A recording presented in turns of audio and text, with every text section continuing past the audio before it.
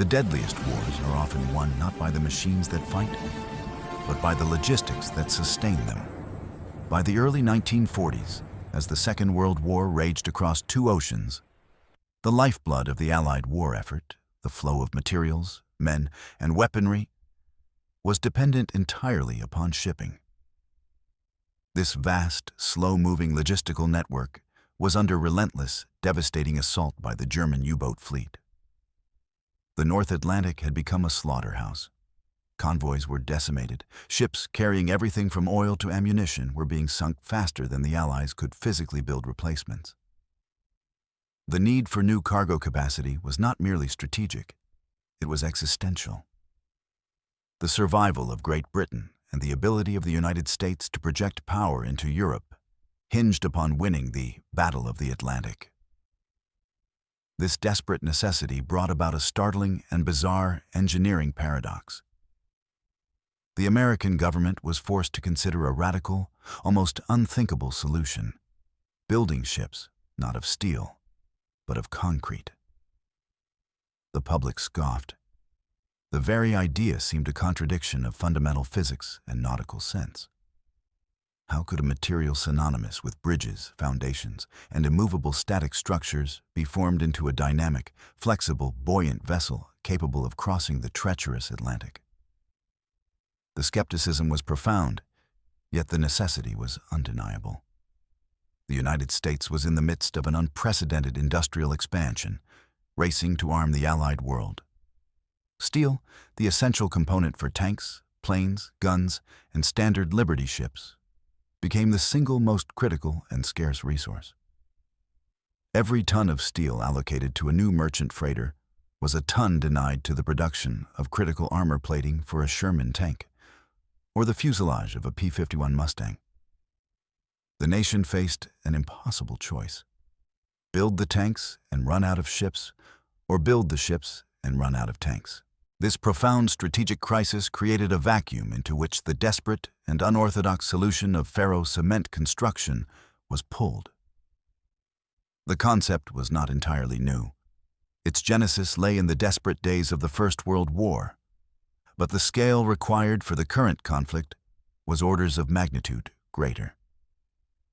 The challenge was not just technical, proving that concrete could withstand the ocean's dynamic forces, but psychological and bureaucratic. It required the engineers, the financiers, and the operational commanders to set aside deeply ingrained prejudices against the unconventional. The concrete ship program, born of logistical desperation, became a massive, covert engineering experiment. Its success or failure dictating the allocation of vital resources across the entire war machine. The very thought of these heavy, stone-hulled ships sailing through the U-boat-infested waters gave rise to their apt, if somewhat chilling, nickname, the Phantom Ships. They were necessary ghosts, placeholders created by engineering ingenuity to fill the void left by a steel supply that could no longer keep pace with the needs of global conflict. This chapter of wartime history is a testament to the fact that necessity is the ultimate mother of invention, forcing the hands of men to perform what was previously considered impossible, proving that materials are simply defined by the ingenuity applied to them. The ultimate question was whether these heavy, unconventional vessels could survive long enough to ferry their vital cargo across the gray, unforgiving ocean. The decision to resurrect the concept of concrete ships during World War II was a direct consequence of the catastrophic success of the German U-boat fleet. By 1942, the submarine war was reaching its brutal peak, often termed the second happy time for the U-boats. The Allies were losing an average of 100 ships a month. The tonnage sinking beneath the waves was crippling the logistical arteries to Europe. The standard answer, the mass-produced Liberty ship, required colossal quantities of steel, resources that were simply unavailable without fatally compromising the production of tanks, aircraft, and heavy ordnance. The strategic priority was steel, and the only viable alternative material with sufficient durability and mass availability was cement. The core technical challenge facing the U.S. Maritime Commission was not simply buoyancy, Even a massive slab of concrete can be made to float, but rather achieving the necessary strength and lightweight. A conventional, solid concrete hull would be impossibly heavy, displacing too much water and making the ship impractical. The solution lay in ferro-cement, a technique refined by Italian engineer Pier Luigi Nervi and others. Ferro-cement is not simply concrete. It is a composite material consisting of a rich mixture of cement and fine sand applied over a dense mesh of steel wire and thin steel rods. The steel mesh provides the tensile strength, the ability to resist stretching and bending forces, while the concrete provides the compressive strength, the ability to resist crushing. This engineering synergy allowed the construction of hulls that were significantly thinner and lighter than solid concrete, reducing the amount of steel required by up to 80% compared to a conventional freighter. This 80% savings in steel was the critical factor that justified the entire program, immediately freeing up millions of tons of steel for vital combat production.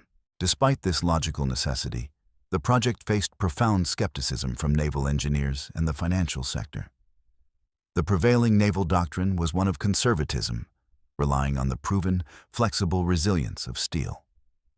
The idea of a rigid stone hull that might crack catastrophically under the dynamic stresses of massive ocean waves or a near-miss torpedo blast was a terrifying prospect. The solution had to be implemented on an industrial scale, necessitating the construction of entirely new shipyards dedicated solely to concrete construction, staffed by civilian workers unfamiliar with traditional naval architecture. These yards, often built in remote, less congested coastal areas like Florida, California, and North Carolina, were massive, covert operations run by the McCloskey Company. The sheer size of the construction molds, ships of over 350 feet long, and the unique process of pouring and curing a continuous, monolithic concrete hull presented unprecedented engineering and logistical hurdles. The program represented the ultimate gamble, betting the survival of the Atlantic lifeline on the tensile strength of cement and the ingenuity of wartime engineers. The true engineering feat of the concrete ship program lay in conquering the inherent conflict between a ship's need for flexibility and concrete's fundamental rigidity. A steel vessel survives the ocean's stresses, the constant warping, twisting, and bending caused by massive waves, through its elasticity. Concrete, by contrast, is brittle and lacks tensile strength. It cracks under tension. The success of the ferro-cement construction was therefore dependent on the dense internal lattice work of steel rebar and wire mesh. This mesh, often consisting of 4 to 6 layers of small-gauge steel wire, served as the structure's skeleton, distributing the massive loads and containing the internal cracking that was inevitable under extreme stress. The construction process was painstaking and highly specialized.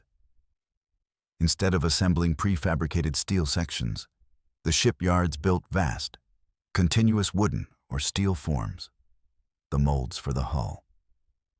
The complex steel skeleton of rebar and wire mesh had to be manually laced and tied into place within these forms with millimeter precision, ensuring adequate spacing between the mesh and the final surface for the concrete mix to fully envelop the steel. The actual pour was the most critical stage. The specialized, high-grade concrete, a mix rich in fine sand and low in water, had to be pumped into the forms and vibrated continuously. This vibration was essential to prevent voids and ensure that the concrete flowed evenly around every single wire of the mesh, bonding perfectly to create the composite ferro-cement. The entire hull had to be poured and vibrated in one continuous operation to create a monolithic structure without cold joints. Weak points, where a fresh pour meets a hardened pour. This massive, coordinated effort required hundreds of workers operating simultaneously, often working around the clock under intense time pressure to ensure the complete hull was formed before the concrete began to set. The resulting hull walls were surprisingly thin, often only 4 to 5 inches thick, a necessary compromise to manage the vessel's overall weight. Despite the material being significantly lighter than water per cubic foot, The sheer volume required meant that the displacement of the concrete hull was inherently greater than that of a comparable steel vessel, resulting in a lower cargo capacity and a slightly deeper draft.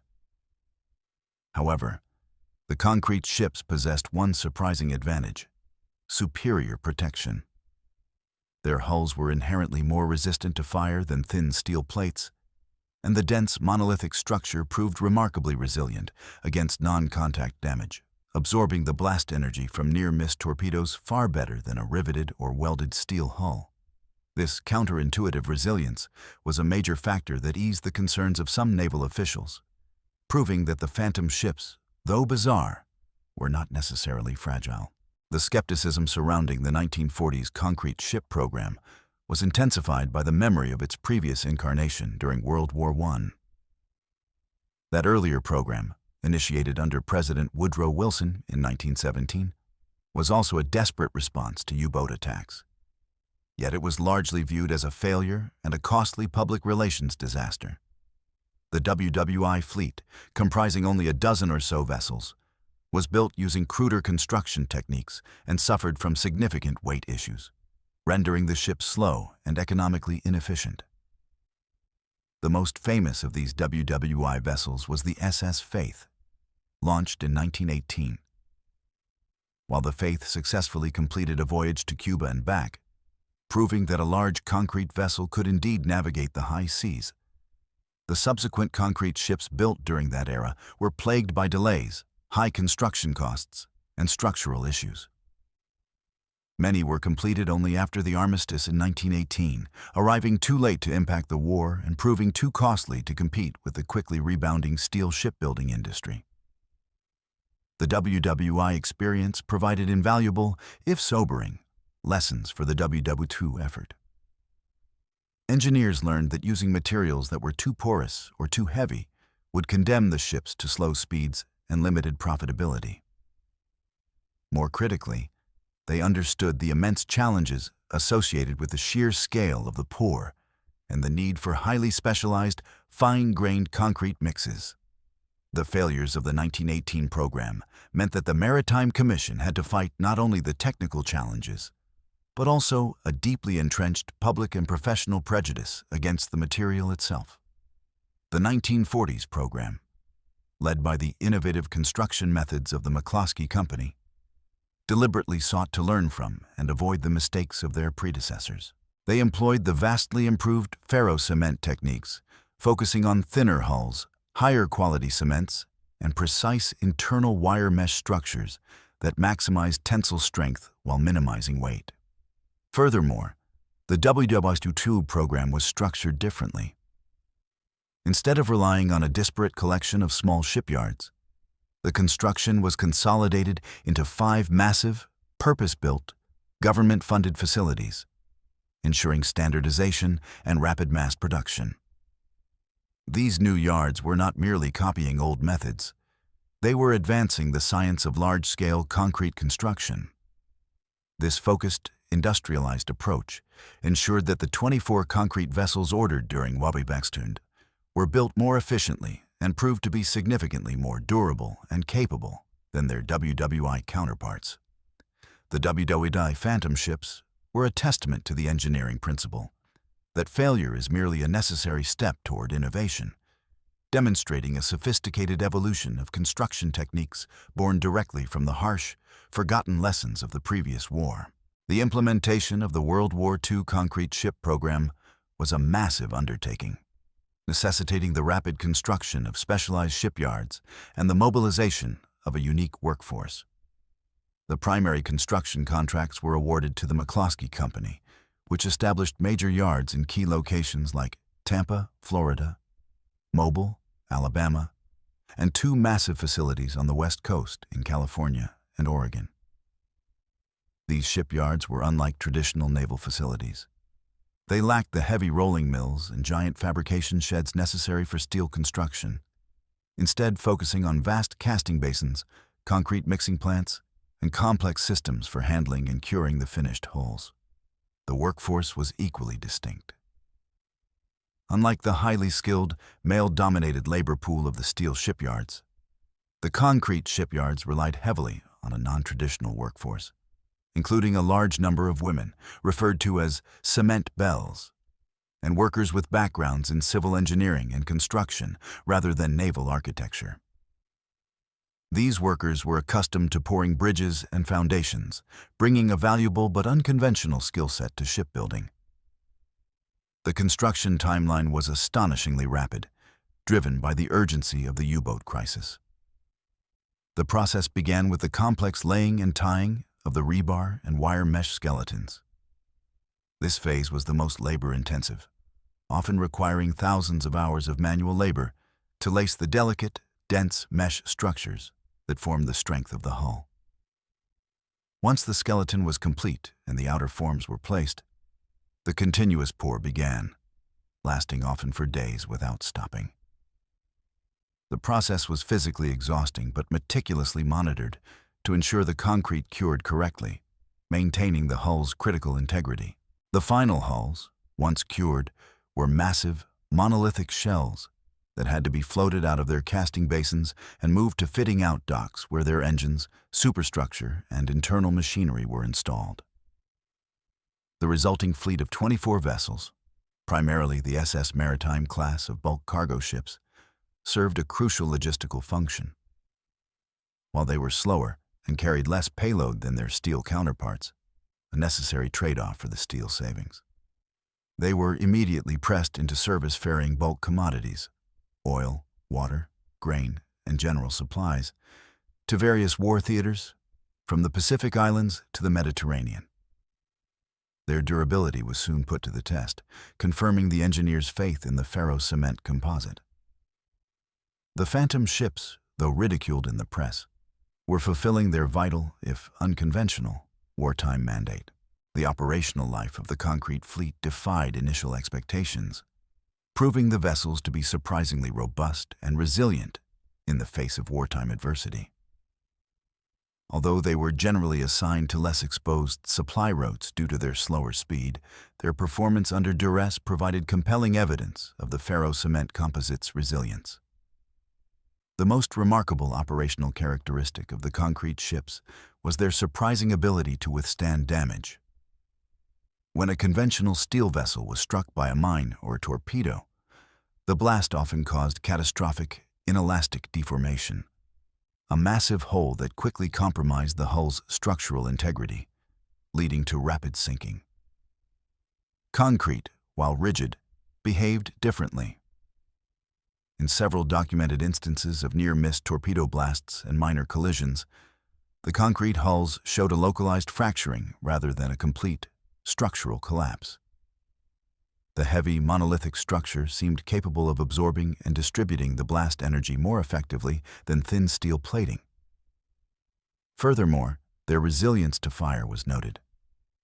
Unlike the highly flammable materials and thin bulkheads of some steel vessels, the concrete hull provided inherent fire resistance, a critical advantage when transporting volatile bulk cargo like oil.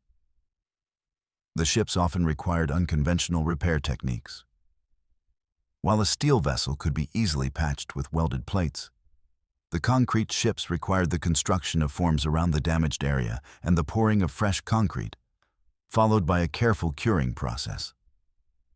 This made field repairs more challenging, but the overall structural stability of the remaining hull often remained intact, allowing the damaged ships to limp back to port for reconstruction. The successful operation of the concrete ships was directly facilitated by the specialized training given to their crews. Navigators and captains were keenly aware of the slow speed and deeper draft, necessitating cautious handling during docking and navigation in shallow waters. However, the crews also developed a strong, defensive pride in their strange, unconventional vessels. They were sailing the ships that the nation had built when all other options failed. Vessels that were proving their worth by delivering vital supplies under challenging circumstances. The Phantom ships, initially symbols of desperation and skepticism, evolved into symbols of wartime ingenuity and the ultimate adaptability of American industry. Their slow, deliberate progress across the oceans was a visible testament to the fact that logistical ingenuity could, indeed, outpaced the relentless destruction of the U-boat campaign. The unique properties of the ferro-cement hulls led to unconventional deployment strategies for the concrete fleet toward the latter half of the war. As the U-boat threat receded and the steel shipbuilding industry rapidly expanded, churning out the highly successful Liberty ships, the immediate need for concrete cargo capacity diminished.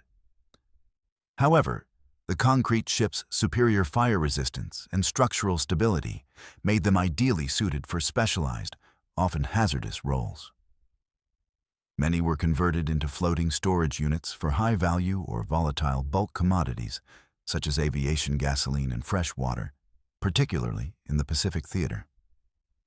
Their hulls, being non-metallic, also proved advantageous in certain experimental military roles, though this was not widespread.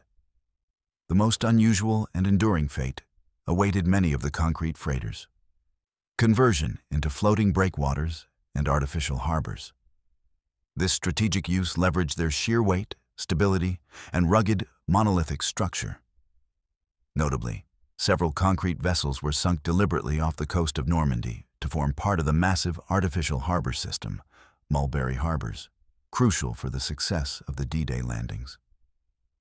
The heavy, rigid hulls were deemed ideal for creating the necessary barrier against the powerful ocean swell, protecting the subsequent flow of men and material onto the beaches. This permanent, static role was the final, logical destination for the heavy ships, proving their utility long after their need as active freighters had passed. The logistical ingenuity required to utilize the heavy ships in this manner was a significant undertaking, demanding precise timing and coordinated sinking operations.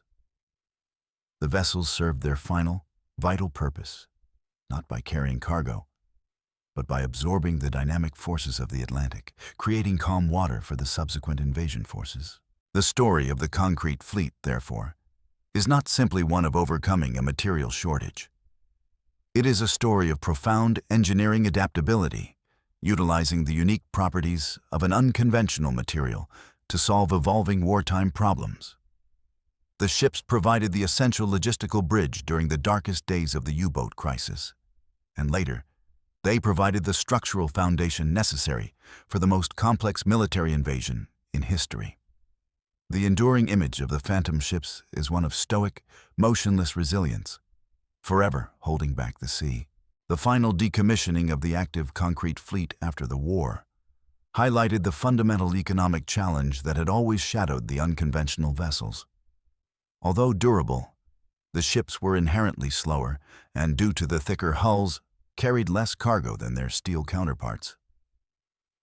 Once the U.S. shipbuilding industry ramped up steel production to unprecedented levels, the concrete ships could no longer compete economically in the post-war global shipping market. The immediate post-war era saw the rapid disposal of the concrete fleet. Many were sold off to private ventures, while others were retired and subsequently sunk as breakwaters, fulfilling their final, static role. The most striking aspect of their legacy is their unusual permanence. Unlike the steel ships, which quickly corrode and dissolve back into the ocean, the ferro-cement hulls have proven remarkably resilient to salt water and time. Today, the remnants of the concrete ships remain visible in various locations around the world, serving as unique, unintentional maritime monuments. Several of the large W.10 vessels still exist as active breakwaters in places like Kiptopeke, Virginia, where a fleet of 9 ships was deliberately sunk to form a protective barrier for a ferry terminal. Others lie semi-submerged or grounded near coastal areas, their hulls slowly weathering but refusing to decompose. These stationary remnants are a tangible testament to the durability of the wartime material and the success of the engineers who utilized ferro-cement. The post-war fate of the concrete ships ironically reversed the wartime necessity.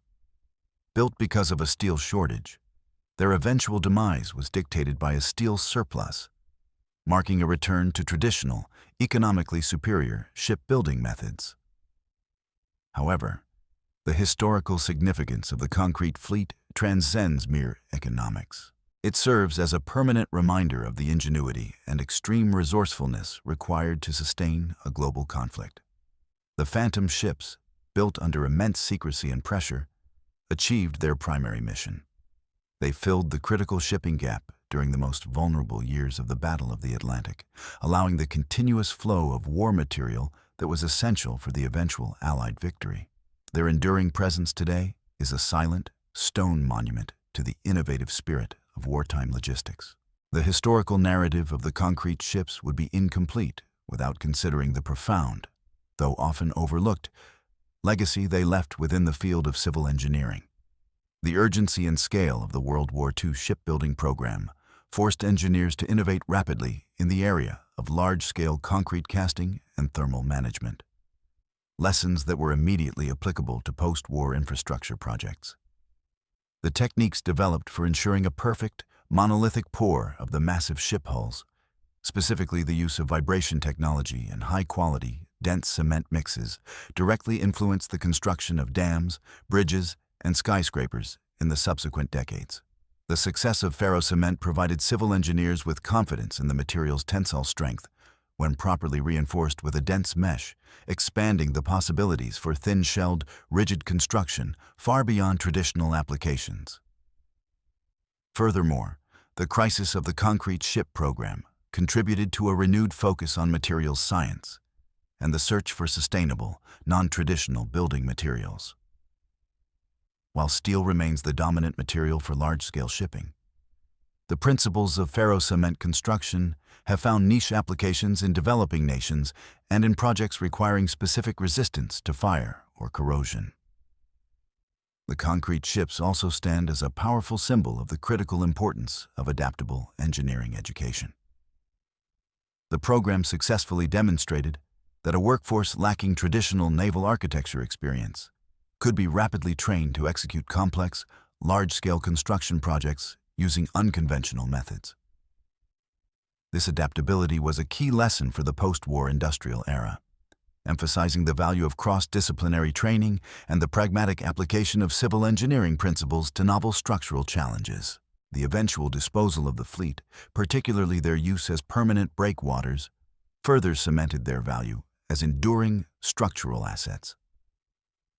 The vessel's continuous resilience against decades of ocean exposure provides a long-term, empirical study on the longevity of reinforced concrete structures in a marine environment, a real-world, ongoing experiment that continues to inform coastal and underwater construction projects today.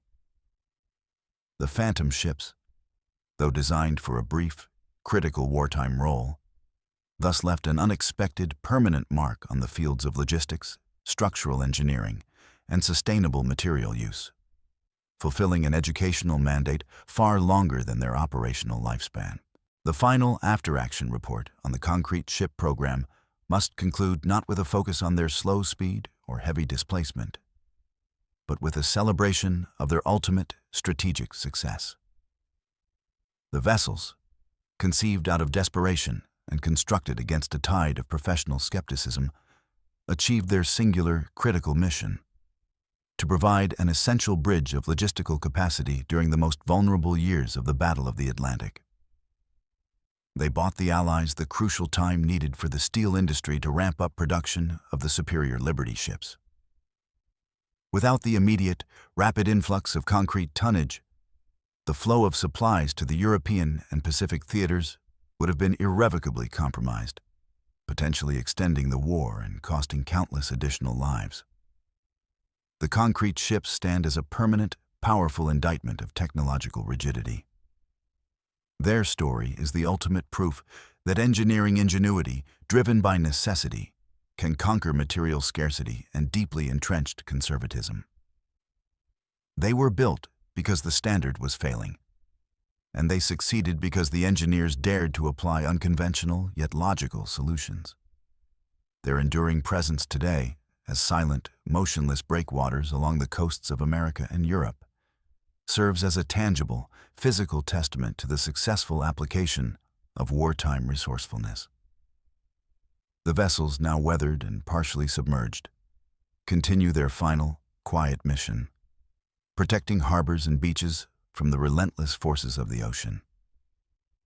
This final role, one of silent, unending utility, perfectly encapsulates their wartime purpose. They were the necessary, unconventional guardians of the supply chain, the material bridge that ensured the massive machinery of the Allied war effort could continue its relentless push toward victory. The true legacy of the Phantom ships is the enduring lesson that in the face of existential crisis, the limits of materials and imagination must be cast aside, proving that the most valuable commodity in any war is not steel or oil, but the bold, resilient, and adaptable human mind. This is the enduring verdict of the final after-action report.